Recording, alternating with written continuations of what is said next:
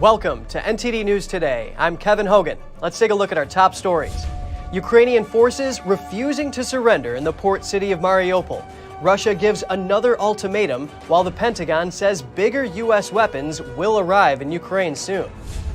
The Justice Department says it will appeal a recent court ruling to lift the mask mandate, but only if the CDC makes the recommendation. Delta Airlines pilots are protesting the airline's scheduling practices. They say they are being expected to pick up record amounts of overtime flying on their days off.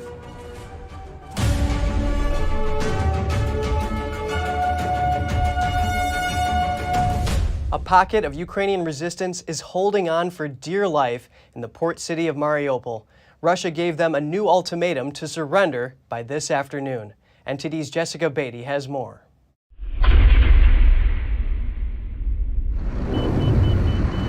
The situation in Mariupol is, quote, critical, according to a Ukrainian Marine commander in the city Tuesday. They ignored another Russian ultimatum to surrender. He said this may be their last statement.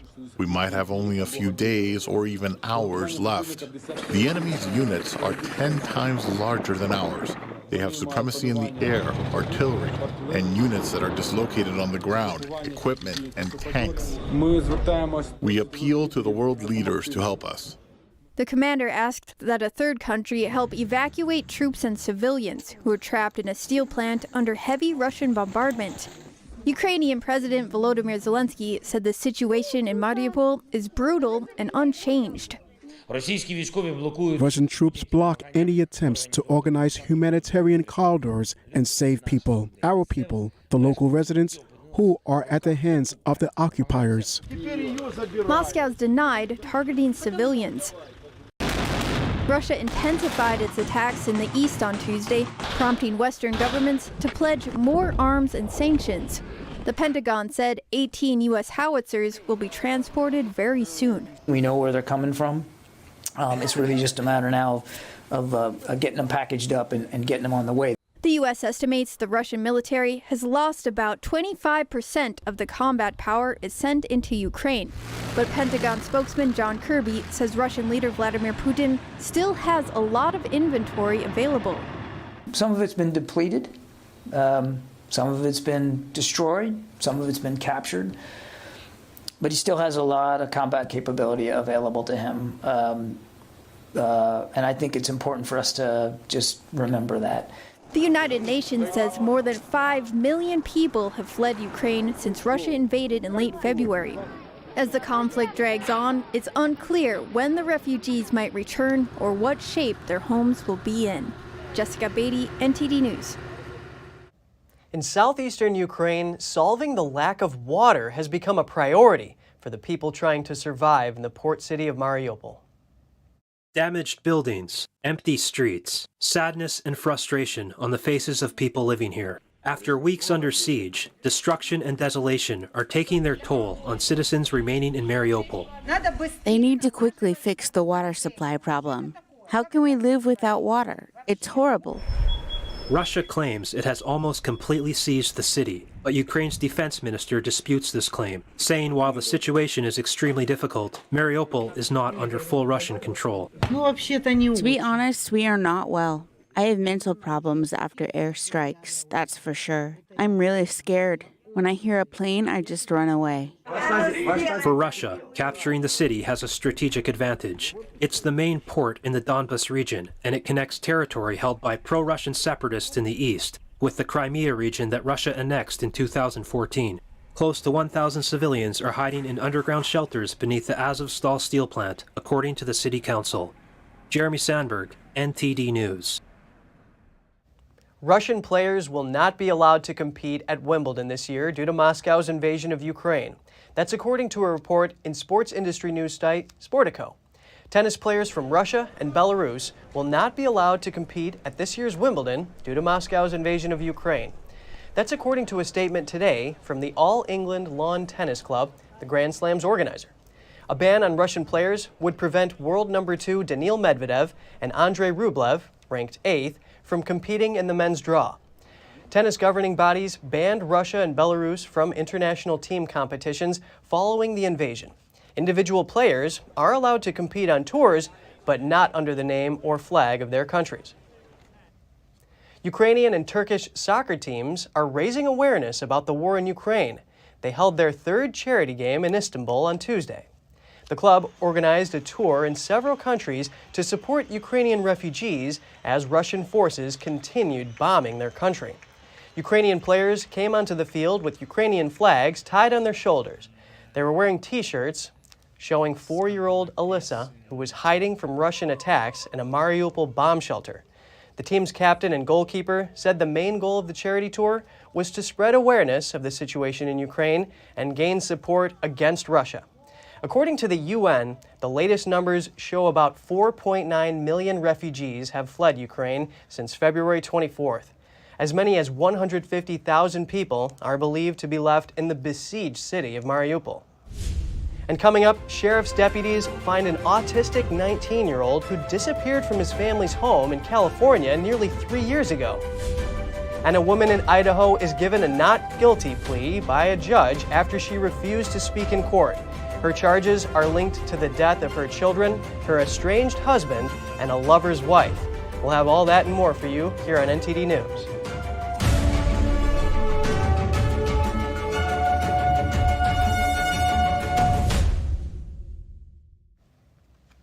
The court ruling to end the mask mandate on public transit has many travelers excited, but the Justice Department may appeal that decision. Here's more on that story. In a statement, the Justice Department announced it will appeal the court ruling that overturned the federal government's mask mandate for travelers. That's if the CDC concludes that mask wearing on public transportation is necessary for public health. The Biden administration recently extended the travel mandate through May 3rd, meaning masks were still needed on planes, trains, buses, and inside airports. However, numerous airlines and public transit systems made masking optional after a federal judge ruled Monday that the requirement was unlawful. Many travelers say they appreciate the freedom of not having to wear masks after 2 years. I just want to scream and tell everybody, take those masks off.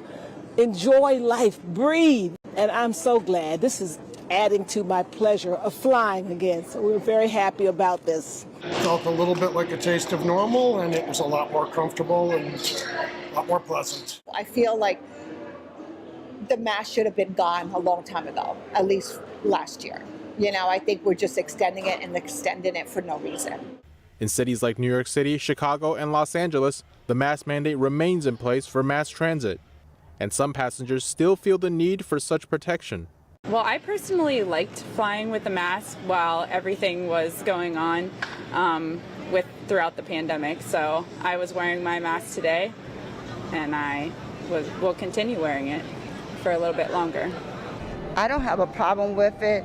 I wear it for my benefit, for my health purpose. So I don't have a problem with the mask mandate. I'm feeling pretty neutral about it. I'm continuing to wear my mask in heavily populated areas just because the last time everything lifted and then everybody got sick again and it came back in a big surge. And some feel the court's reversal of the mandate creates a confusing patchwork of rules that vary by city and mode of transportation. I mean, it's like Swiss cheese. I mean, like, there's no uniformity, and it seems pretty laissez-faire. I think I heard that it was because of a judgment down in Florida, and I was confused why that would suddenly happen now, and wasn't the case 3 months ago or 6 months ago or a year ago. So we really don't know what's happening. We didn't have time to figure out this morning, but we're keeping it on a little bit. Sometimes we might be confused of what we're supposed to do and what we're not supposed to do. But I guess what we're supposed to do is just keep a mask in our pocket and put it on and take it off. While the CDC and the Department of Justice are considering their next steps, passengers are free to go maskless, depending on local requirements. The Supreme Court has rejected an appeal from an Air Force officer who refused the COVID vaccine. Lieutenant Colonel Jonathan Dunn was removed from his post for not being vaccinated despite seeking a religious exemption. He also says he has natural immunity after testing positive for COVID-19 last year. Dunn argued that the Pentagon had violated both federal law and his constitutional rights. California's federal court then rejected his request to keep his job, and the U.S. Court of Appeals declined to hear the case. Then he turned to the U.S. Supreme Court. The lawsuit argues that Dunn would not present a danger to other service members. It says before the Air Force and other military branches reach their current vaccination rate, thousands of asymptomatic service members have deployed and served domestically over the past 2 years. Since the Pentagon imposed mandatory vaccination, religious exemptions in all branches of the armed forces have been hard to come by. A group of pilots for Delta Airlines is picketing outside the Seattle-Tacoma International Airport. They're protesting the airline's scheduling practices, which they say have caused them to fly long and fatiguing trips. Here are the details. More than 100 off-duty Delta Airlines pilots silently marched in small groups outside Seattle-Tacoma International Airport in SeaTac, Washington State on Tuesday. This is the 5th of 6 cities that Delta pilots have picketing events planned across the U.S. We're out here to visibly take our message to Delta management that they need to address our fatiguing and poor quality schedules. We would like to engage them on common sense solutions to improve the lives of our members. Captain Jason Ambrosi, chair of Delta Pilots Master Executive Council of the Airline Pilots Association, explains what the problem is.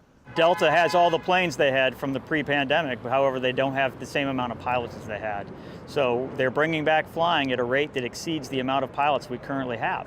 So our pilots are being expected to pick up record amounts of overtime flying on their off days to fly the current schedule.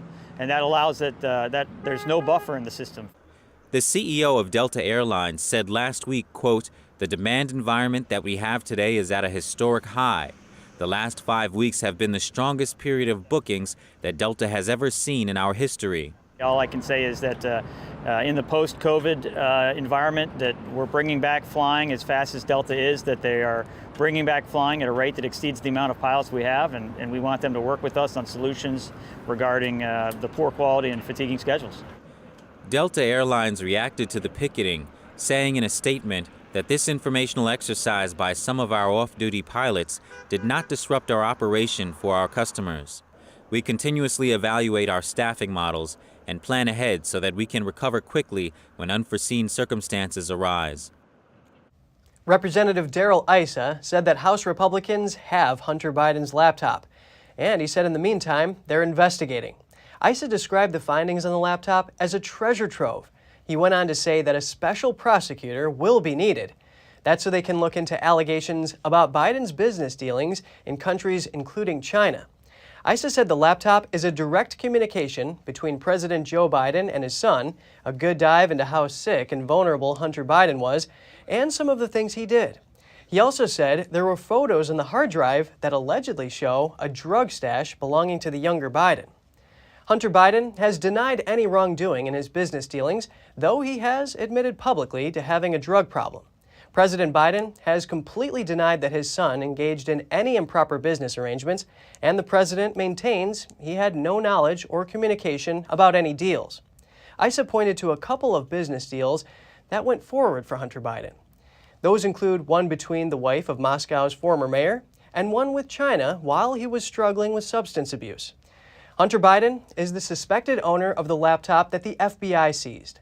That was after Hunter Biden left it for repairs at a shop in Delaware in 2019. The New York Post first reported on the laptop's existence in October 2020. That was right before the general election for president. Big tech companies like Twitter and Facebook tried to prevent people from seeing the article, and Twitter also locked the outlet's account for over 2 weeks. But Hunter Biden's business dealings were brought up in the second debate between Trump and Biden. Last month, Congressman Issa told news outlets that he spoke to big tech companies, White House aides, and former U.S. officials about the New York Post story. Issa requested records and documents from them and wanted to know whether the article was artificially suppressed online before the election. Midterm primaries are just around the corner for many states. Oregon, for example, will hold its primaries on May 17th. But the Democratic primary there is not without some controversy. Democrats running for the new House seat there that came after the 2020 census are speaking out. They're taking issue with a super PAC associated with House Speaker Nancy Pelosi for trying to pick favorites in this competitive primary. But what are Republicans doing to stay competitive? Answering this is U.S. House candidate from Oregon, Angela Plowhead. I think we need to do a few things. I think here in Oregon anyway, we have a large percentage of our voters who are unaffiliated, and which means that we need to be talking to them. We need to be encouraging them to either register for a party or to at least get out and vote. So I think that's where a lot of our focus has to be. Obviously not in the primaries. In the primaries, we're obviously talking to our base, but because here in Oregon we have closed primaries, but definitely for the general election, we have to be talking to the unaffiliated voters. Here in Oregon, they've done some scientific studies, and they have found that about 70% of them are actually very conservative in their values. And so that gives us a decided edge over the Progressive Party here in Oregon. And let's look on a national scale. House Minority Leader Kevin McCarthy has said that the GOP is not being overconfident in their expectation to take the House this year. Do you think Democrats can hold their majority? No. And why is that? They've really overstepped. They've overstepped in a lot of ways. They've overstepped with the mandates. They've overstepped with what they've done with schools. They've overstepped with allowing crime to just go unchecked. And people are tired of it. President Biden's approval rating hit a low in February before the invasion, but afterwards, according to a Marist poll, it gained about 5 points. Do you think this will help Democrats' chances? I don't, because since then it's actually fallen again. So, we've seen so many missteps with our intelligence and with how we've encountered our foreign policy. And so, I was an intelligence analyst in the Air Force. This is an area that I'm pretty well versed in. And so watching what happened in Afghanistan was such a failure, and people were very upset about it. Not that we left, but in how we left. And then, to follow that up with what's happened in Russia and Ukraine, and for our intelligence community to get it so wrong is really just kind of unforgivable. And with our president, again, handing out our national intelligence secrets to China this time. So, I think we really are in a bad place when it comes to what's happening with our DOD, what's happening with our intelligence community. And we need people in office that have an understanding of those things and are able to actually make some changes there. A 19-year-old who disappeared from his family's home in California nearly 3 years ago has been found in Utah. His discovery is bringing relief to his parents, who feared they would never see him again. NTD's Andrew Thomas has the details. You look like you're shivering. Connor Jack Oswalt was shivering and cold when sheriff's deputies came across him Saturday outside a convenience store in Summit County. We're overwhelmed with joy and gratitude. It's the biggest blessing in the world, in existence, in fact. I mean, what are the odds of that happening? His family had searched for him for years. They even moved back to the town of his birth, Idaho Falls, hoping he would eventually make it back there. Think of something or someone that you've lost and that you've grieved and that you thought you'd never see again, and then they just poof into existence. Oswalt has been diagnosed with autism and other mental health conditions and was 17 when he left the family's home in Clear Lake, California. The exact circumstances of his disappearance and whereabouts over the last 2 years are under investigation. When the Flints first got the call, they worried their son had been found dead. And then we call, say, this is Summit County Sheriff's Office. Their hearts sank. They thought this was it. They believed that this was the call that they had dreaded ever receiving. And we said, we believe we have Connor Jack, and he's alive. His family is hoping to bring him back home soon, but a judge has ordered Oswalt released from custody, and his parents worry he could disappear again. Andrew Thomas, NTD News. A woman charged with conspiring to kill her children and her estranged husband refused to enter a plea to murder and other charges. Her silence prompted an Idaho judge to enter a not guilty plea on her behalf. Lori Daybell and current husband Chad Daybell face numerous charges in the case. Lori's case was delayed for months while she underwent mental health treatment. The charges are in connection with the death of Lori Daybell's 7-year-old and 16-year-old children, as well as Chad Daybell's first wife. Lori is also charged with conspiring to kill her former estranged husband with the help of her now-deceased brother. Chad Daybell pleaded not guilty to the charges months ago. Lori Daybell opted to stand silent when she was asked to enter a plea to the charges. The judge told her she could face the death penalty or life in prison if convicted. He entered a not guilty plea on her behalf. In Colorado, the district attorney is asking to drop the charges in a missing woman case. A man is about to go on trial in the presumed death of his missing wife. Barry Morphew pleaded for the help funding Suzanne Morphew after she disappeared and was reported missing on Mother's Day in 2020. But last year, he was arrested and charged with murder and other crimes. The dismissal request follows the judge's decision to bar prosecutors from presenting key witnesses during the trial. That's because they repeatedly failed to follow rules for turning over evidence in his favor. The evidence included DNA found in Suzanne Morphew's SUV. That DNA was from an unknown male linked to sexual assault cases in other states. It raises the possibility of another suspect being involved. In a court filing, the district attorney said she asked to dismiss the charges in part because some of the prosecution's witnesses were excluded. The request still awaits the judge's approval. A motion to reduce bond for the parents of Michigan school shooting suspect Ethan Crumbley has been denied. Jennifer and James Crumbley had requested that their bonds be lowered from $500,000 to $100,000 each. Circuit Court Judge Cheryl Matthews said Tuesday that the Crumbleys' actions leading up to their arrest make the current bond appropriate. The parents were arrested days after the November 30th shooting in a Detroit warehouse, where it was a manhunt after the Crumbleys failed to show up at their court for their initial arraignment. Jennifer and James Crumbley have pleaded not guilty to charges of involuntary manslaughter. Prosecutors accuse them of giving their son easy access to a gun and disregarding signs that he was a threat before the shooting at Oxford High School. A Tennessee death row inmate's request for clemency was denied Tuesday, despite new DNA evidence that he says could help his case. 72-year-old Oscar Smith was sentenced to death for the 1989 murders of his estranged wife, Judith Smith, and her 2 minor sons. Smith's legal team, in a filing, wrote that unknown DNA was found on the murder weapon that did not match Smith's. They say the evidence proves that he did not handle the murder weapon and asked the court to stay the execution until the new evidence is heard.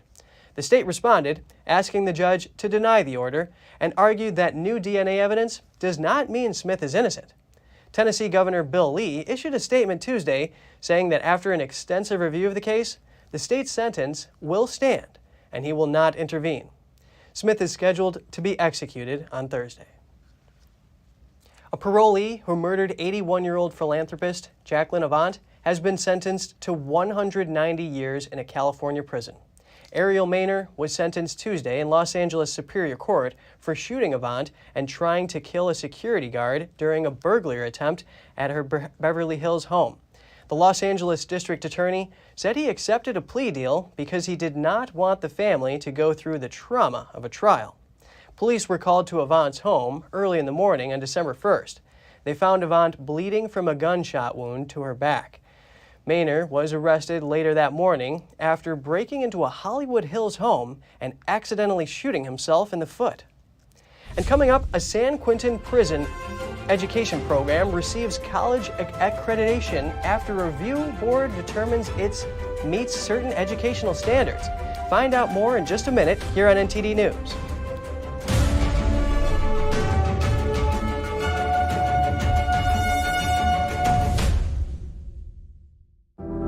Secure, the true solution for your digital privacy and security. Secure is a private and secure messaging and email solution hosted in Switzerland, using military-grade encryption and Swiss privacy laws, giving you true privacy. Secure is 100% private and does not collect or sell any of your personal data. Secure's Helix technology connects you securely to our Swiss servers without the need of a VPN, guaranteeing privacy and security for all your communications. Secure Messenger doesn't require your phone number or any personal data that hackers target. Chat by Invites allows you to chat privately and securely with anyone outside of your secure network without the need for others to download Secure. Secure Send offers you a private and secure way to email anyone outside of Secure. You won't find this level of privacy or security on any other email or instant messaging application. Visit secure.com. Regain and protect your privacy today.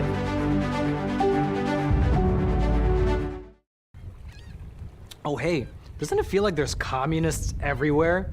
In fact, the Chinese Communist Party has been subverting America from every angle. So whether it's compromising our politicians, controlling Hollywood, manipulating Wall Street, or infiltrating our schools, they have stopped at nothing to take down America. And I believe that in order for us to not become like China, we need citizens who know the truth. So go on over to getepic.com, stay informed with a subscription to the Epic Times, and you will get instant access to this infographic. Hi, I'm Smokey Bear, and I made an assistant to help you out, because only you can prevent wildfires. Hey, Assistant Smokey Bear, call me Papa Bear, because I'm grilling up dinner. Do you get it? Yes, good job. So, what should I do with all these coals? Don't just toss them out. Put them in a metal container because those embers can start a wildfire. I understand. The stakes are high. Ha ha ha ha. See, Smokey thinks I'm funny.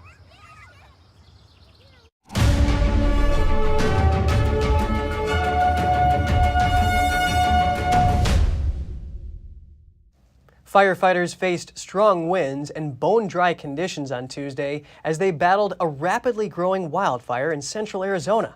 The fire has already driven thousands of residents from their homes. The blaze, dubbed the Tunnel Fire, covered an area of about 6,000 acres as it sped northeast, 14 miles north of Flagstaff, Arizona. The fire forced more than 2,000 residents from 760 homes in Coconino County. Officials say the fire has destroyed 24 structures and threatened to destroy hundreds more. The National Weather Service says firefighters will face a day of wind gusts of 30 miles an hour and very dry air. Arizona is suffering an early start to its fire season. Officials say dry grass and brush, along with scattered pine, are fueling the fire. Actor Johnny Depp testified on Tuesday that he never struck his ex-wife, Amber Heard. He is challenging her accusations in a $50 million defamation case. Nothing of the kind had ever happened. Actor Johnny Depp took the witness stand on Tuesday in his defamation case against ex-wife Amber Heard, calling her claims that he physically abused her, quote, heinous and disturbing. But never did I myself reach the point of striking Miss Heard in any way, nor have I ever struck any woman in my life. Depp, speaking softly and slowly for nearly 3 hours, said in a Virginia courtroom that it was a complete shock when Heard accused him 6 years ago of becoming violent during their relationship. He said it was important to set the record straight, not just for himself, but also his 2 children from a previous relationship who were in high school at the time. I felt it my responsibility to stand up not only for myself in that instance, but stand up for my children. It's very strange when one day you're Cinderella, so to speak, and then in 0.6 seconds you're Quasimodo. Depp is suing Heard for $50 million, alleging she defamed him when she wrote a December 2018 opinion piece in the Washington Post about being a survivor of domestic abuse. Attorneys for Heard have argued that she told the truth and that her opinion was protected as free speech under the First Amendment. Depp admitted to taking drugs, which included an opiates addiction he said he has kicked, but claimed Tuesday that Heard, quote, grossly embellished his substance abuse. Heard watched his testimony with little expression, occasionally jotting notes. Less than 2 years ago, Depp lost a libel case against The Sun, a British tabloid that labeled him a wife-beater. A London High Court judge ruled he had repeatedly assaulted Heard and put her in fear for her life. For decades, inmates at San Quentin State Prison have been taking literature, pre-calculus, and other higher education classes. But as of this year, they will also be students of a community college now that the prison's college program has been accredited. NTD's Andrew Thomas has more.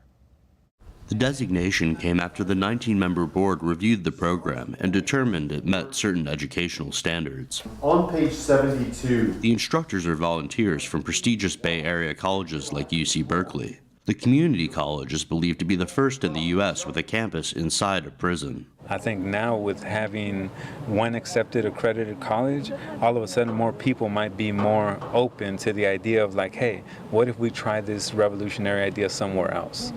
So I think that the future looks hopeful for higher education in prisons. Formerly known as the Prison University Project at Patton University, the school has provided free education to San Quentin inmates for 25 years. Its offerings include an associate's degree program and a college preparatory program. They're not just giving you an education, they're giving you hope. You know, they're giving these individuals up in here hope. You know, we're in a place where it's basically hopeless.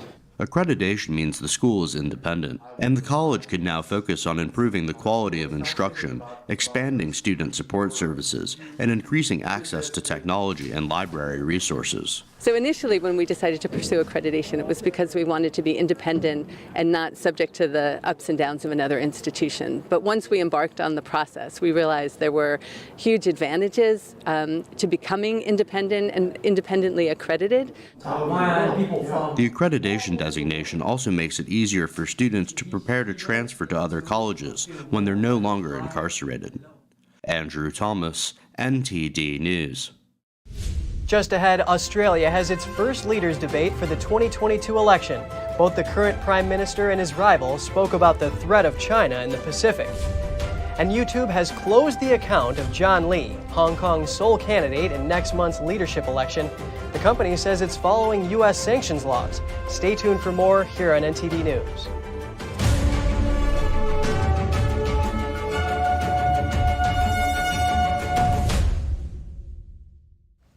Australia's leading candidates went head-to-head in their first leadership debate. Both Prime Minister Scott Morrison and his opposition rival cited the current threat from China. That China has changed in the last 5 years, in particular. And we've had to significantly increase our investment in our intelligence services, our defence forces. And it's a very important issue, Kieran, and you've raised it. It's a very important issue, and I'm sure the Labor Party would agree. But what I don't understand is that when something of this significance takes place, why would you take China's side? Well, the truth is that we all know that China has changed. China has changed its posture. It's more aggressive, it's more active in the region, and we need to understand that and respond to it. This debate follows the signing of a security agreement between China and the Solomon Islands. The agreement has raised concerns about China's naval presence in the islands, which are about 1,200 miles off Australia's northeastern coast. Australia's Labor Party has described the agreement as the country's worst foreign policy failure in the Pacific since the end of World War II. But the Prime Minister suggested his opponents should criticize China rather than the current government. The Labor Party has led the government in most opinion polls in recent months, but the party has also been accused of not being strong enough on China.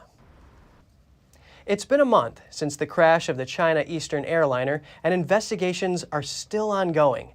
Chinese officials say the plane's black boxes were severely damaged. 1 month ago, the Boeing 737-800 suddenly plunged from cruising altitude into the mountains of China's Guangxi province. All 132 people on board were killed. China's Civil Aviation Administration says it has completed a preliminary accident report, but did not make public any information recovered from the flight recorders. Early findings show no problems with flight procedures. The flight crew was qualified, the aircraft was properly maintained, the weather was good, and there was no hazardous material on the plane before the crash. That leaves the cause of the crash a mystery. The two black boxes, a flight data recorder, and a cockpit voice recorder were sent to Washington for analysis. Authorities are still determining the cause of the accident as they try to recover and analyze the data. One aviation expert says it could take a year to glean clues from the black boxes. And still to come, trials kicked off in Belgium for 14 people suspected of assisting the terrorist attacks in Paris in 2015. Prosecutors say some of the suspects helped attackers travel to Syria or supplied them with arms. And a courtroom artist depicts the trial of the 2015 Paris attacks. She takes the place of a camera and shows the public what's happening in court. All that and more here on NTD News.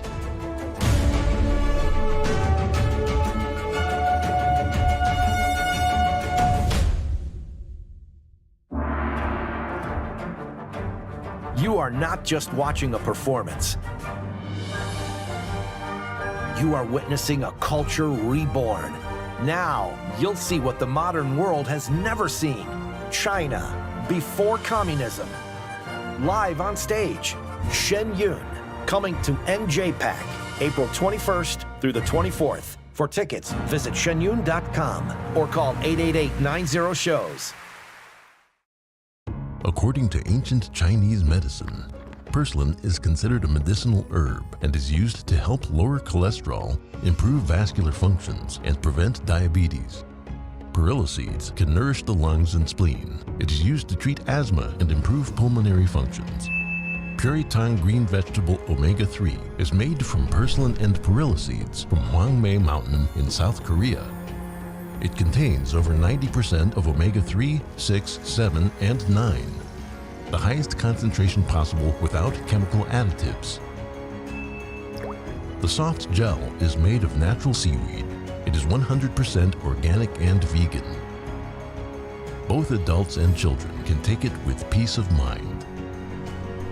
Ancient recipes were passed down from heaven to bring prosperity and longevity. Puritang green vegetable omega-3.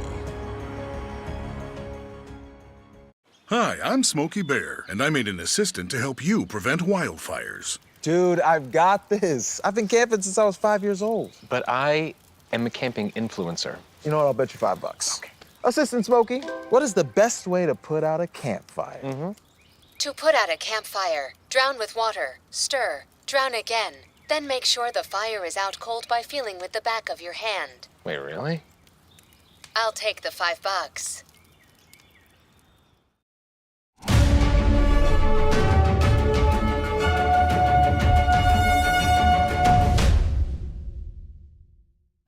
YouTube has blocked the account of John Lee, Hong Kong's #2 official and the only candidate running in the city's leadership election next month. Alphabet, who owns YouTube, said the move was in accordance with U.S. sanctions laws. And Facebook owner Meta Platforms says it has taken steps to prevent Lee's use of payment services on Facebook and Instagram, though he can still maintain a non-monetized presence. In response, Lee said these measures won't affect his bid to lead Hong Kong for the next 5 years. Lee was the city's former deputy commissioner of police and secretary for security. He rose to the #2 official in Hong Kong by pushing for the Beijing-imposed national security law in Hong Kong. During the city's pro-democracy movements, he earned the support of the Chinese Communist Party through violent arrests of protesters and a crackdown on free media. Lee is currently under U.S. sanctions for restricting freedom in the city, along with other Hong Kong and Chinese officials. A British judge sent the case of Julian Assange to Interior Minister Priti Patel. She will decide whether the WikiLeaks founder should be extradited to the United States. The procedural step was announced at a hearing in central London. It followed a March decision to deny Australian-born Assange an appeal to his extradition. The extradition order must now be signed by Patel, after which Assange can challenge the decision. Julian Assange is wanted in the United States on 18 criminal charges, including breaking a spying law. That's after WikiLeaks published thousands of secret U.S. files in 2010. He denies any wrongdoing. Assange has been in a Southeast London jail since 2019, and before that was holed up in the Ecuadorian embassy in the British capital for 7 years. 14 people are on trial in Belgium for allegedly helping Islamic terrorists carry out the bomb attacks that killed 130 people in Paris in 2015. Here are the details.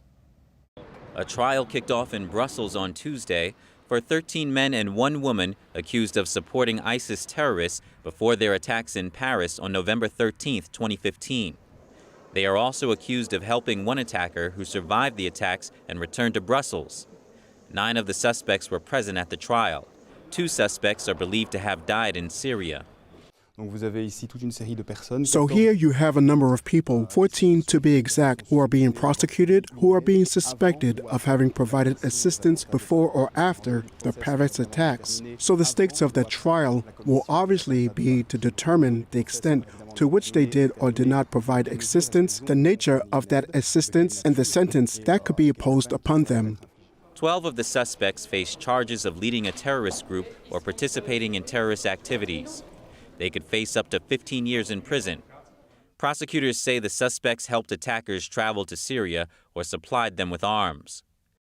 There are obviously quite different states from the Paris trial, since in the Paris criminal trial, it is the people who are directly involved in the attacks. Here, the accused are suspected of having provided assistance before or after, for example, helping people to go to Syria or providing false documents or being linked to weapons that may or may not have been used. These are all issues that obviously need to be addressed. Some of the suspects are accused of secretly housing a main suspect in the attacks. The man hid in Brussels for 4 months until his capture. 2 of the group face non-terrorist charges, one for having supplied false documents to those involved in the Paris attacks, and the other is accused of handling arms and explosive material. Hearings are scheduled to run until May 20th, with rulings expected by the end of June. Court artists depict courtroom events in lieu of cameras and capture emotions in their drawings to inform the public. As the trial for the November 2015 Paris attacks is underway, we hear more details about the hearings from a courtroom sketch artist. A French courtroom artist gazed into the eyes of a defendant, making quick strokes with her watercolor brush. Just a few feet next to her was Salah Abdeslam, the sole living member of the terrorist who killed 130 people in the 2015 Paris attacks. The deep-set eyes of Abdeslam are something. And you have this gaze that is very deep, very intense, which is quite scary as well. And that's what you need to recreate with the paintbrush. De Porquerie recalled capturing an emotional moment during the first day of the historical trial. That was when Abdeslam defiantly declared himself a soldier of ISIS after removing his black mask. She described the calculated demeanor of the 31-year-old who expressed no remorse for the violence 6 years ago. When the presiding judge gave him a chance to speak, he had prepared his speech. It was formal. He thought about it. We could really hear the tone of his voice. It was reasoned, thought through in advance. He knew what he was going to say beforehand, and it was bordering on icy.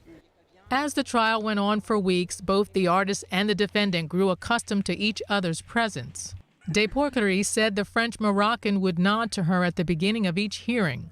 During the 10-hour court sessions each day, she would sketch up to 7 drawings for TV news bulletins. It's a grueling task, hunched in the same position for hours, focused on the emerging sketch, but wary of missing a brief moment that defines the day's hearing. Physically, your body is just oriented towards what you're doing. It's in the same position all the time. So after 10 hours sitting like this, when you try to move like this, you feel all your bones cracking. De Porquerie had sketched 150 trials, including that of the Islamic militants who attacked the satirical magazine Charlie Hebdo in early 2015. The inaugural trial of a court established to prosecute war crimes in the Central African Republic's drawn-out conflict was postponed on its first day when lawyers for defendants did not show up. The 3 men on trial were dressed in bright orange prison uniforms for the hearing. They are accused of war crimes and crimes against humanity in relation to the massacre of 46 civilians in May 2019. Prosecutors say the 3 are members of a rebel group. The exact reason the defendants' lawyers failed to show up was unclear. The president of the Central African League for Human Rights says the no-show was over a dispute about the treatment of the defendants. The case is being heard in a special court set up in 2015 to try crimes committed in wartime. It is seen as a milestone for the Central African Republic. A decade-long conflict between government forces and rebels has forced more than 1 million people to flee the country. The trial will resume April 25th. Rescue teams searched for bodies washed away in a South African province after horrific floods devastated the area and killed at least 448 people. In an informal settlement 10 miles from Durban, officers were seen digging through rubble and mud with sniffer dogs, searching for 2 missing people. Torrential rain last week triggered floods and mudslides, leaving thousands homeless and knocking out power and water services and disrupted operations in Durban, one of Africa's busiest ports. Thousands of soldiers have been deployed to the province to assist with rescue missions and transporting aid. Some were seen patrolling an airport base in Durban. The floods are among the worst to have hit this particular province in its recorded history.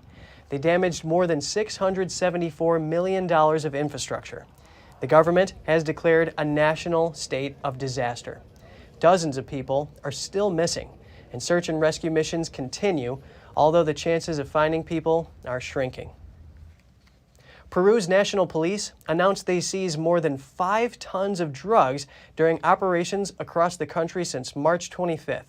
Weapons and chemical supplies used to develop certain drugs were also found and confiscated. The director of the National Police's Anti-Drug Division said these drugs are valued at their production places at approximately $3,400,000. Regardless, depending on their final destination, like for example Europe, they can have a value of approximately $140 million. According to the authorities, during 2022, Peruvian police have carried out about 4,400 operations during which they have detained nearly 1,000 people, dismantled 25 criminal organizations, and seized nearly 17 tons of drugs. Just ahead, 8 parks around the world are joining the list of UNESCO-designated global geoparks. They are recognized for their geological heritage. All that and more right here on NTD News.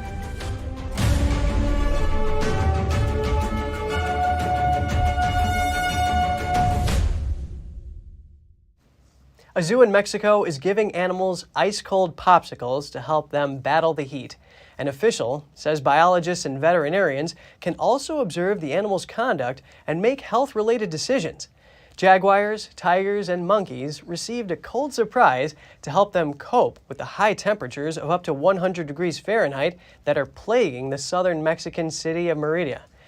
Zoo workers at the Amaraya Zoo prepared popsicles made specially to fit the needs of each species. Jaguars enjoyed popsicles made from rabbit meat or chicken and frozen blood with water. The treats hung from trees so the animals could play with them, encouraging physical activity. Yucatan black howler monkeys and spider monkeys received popsicles made from fruit and juice.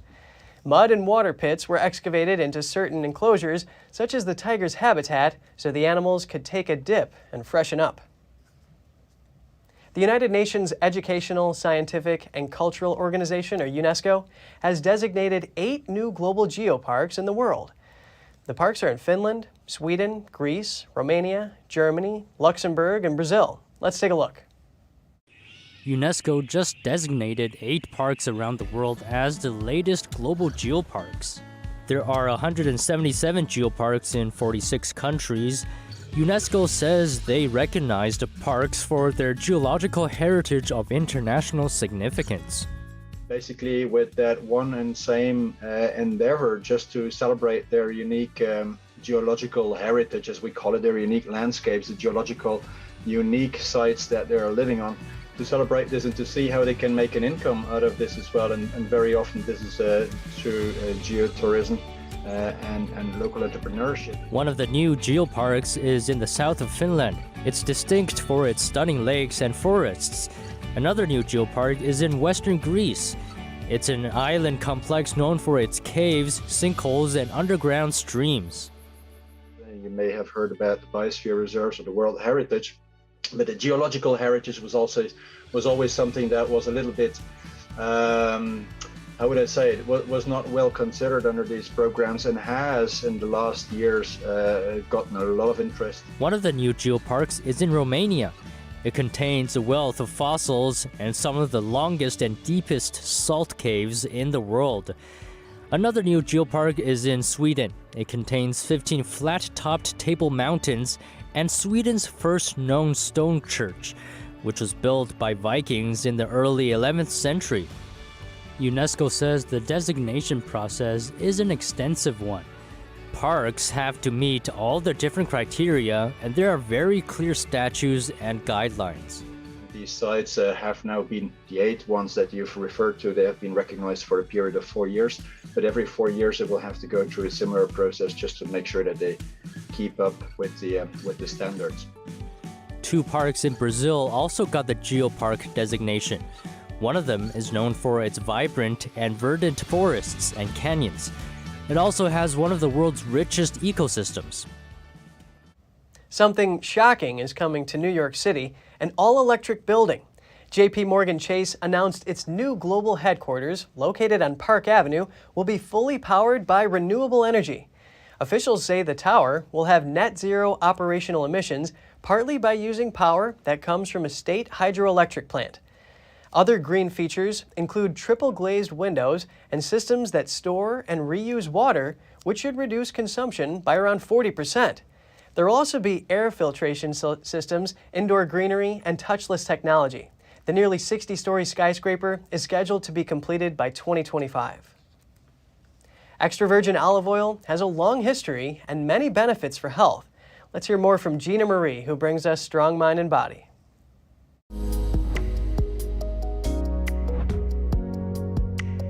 Extra virgin olive oil has many benefits for our health.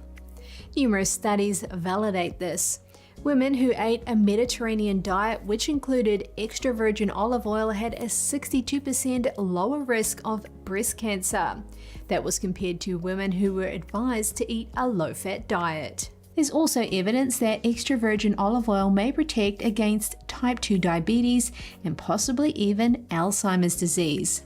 So what makes extra virgin olive oil better for us than other types of cooking oil? The answer lies in its composition. Alongside its fat, extra virgin olive oil also contains many natural substances such as polyphenols. Polyphenols occur naturally in plants. They've been linked to many health benefits such as reducing the risk of cardiovascular disease and cognitive disorders. The reason extra virgin olive oil contains such high levels of polyphenols is because it's produced by simply crushing olives.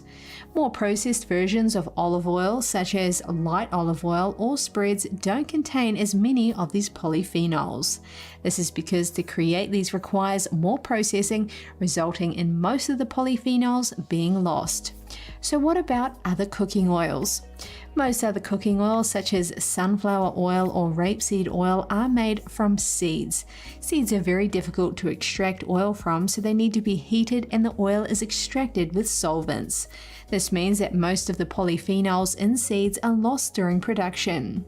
Seed oils are widely regarded as being toxic for our health, along with sugar and refined white wheat flour products. Coconut oil is often advocated as a healthy oil to use when cooking because it does well at high heats. Then use extra virgin olive oil for salads or to drizzle over a meal. One point to note about extra virgin olive oil is that it seems to be more effective when eaten as part of the Mediterranean diet. The Mediterranean diet is high in vegetables, fruits, legumes, grains, fish, and olive oil. The Mediterranean diet is linked with lower risk of many chronic diseases including cancer, cardiovascular disease, and Alzheimer's disease. This might make the extra price of extra virgin olive oil worth paying for. Thank you so much for joining us. We're going to put our email on screen. We'd love to hear from you. Until next time, Kevin Hogan, NTD News, New York City.